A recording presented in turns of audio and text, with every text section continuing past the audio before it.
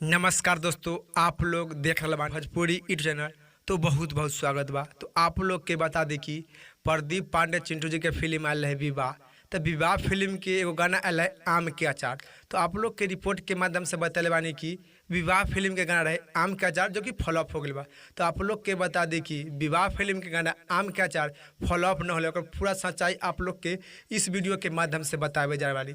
तो उससे पहले आप लोग वीडियो के लाइक कर दी और हमने के जहाँ पर नया बानी तो चैनल के सब्सक्राइब कर ली। तो आप लोग के बता दी कि प्रदीप पांडे चिंटू जी के फिल्म रहे विवाह। तो विवाह फिल्म के गाना रहे आम के अचार, जो कि यूट्यूब पर 3 बार रिलीज किया गया था। इंटरटेनमेंट यूट्यूब चैनल पर 3 बार वीडियो के रिलीज किया गया था। तो यही कारण आप लोग के रिपोर्ट के माध्यम से बतले बानी कि विवाह फिल्म के गाना फॉलोअप हो गया। तो आप लोग के बता दी कि विवाह फिल्म के गाना रहे आम के अचार, जो कि फॉलोअप न होल बा, काहे कि सुपर डुपर हिट बा।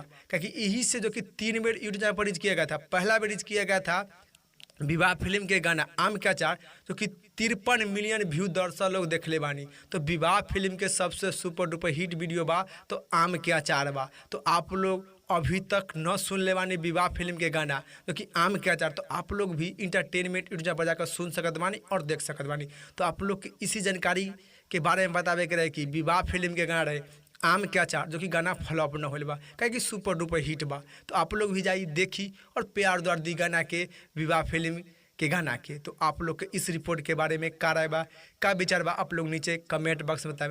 और इसी तरह से वीडियो से अपडेट खातिर और जानकारी खातिर आप लोग हमने के चैनल के साथ बढ़ल रही। फिलहाल में इतने, फिर से मिलेंगे अगले वीडियो में। जय हिंद।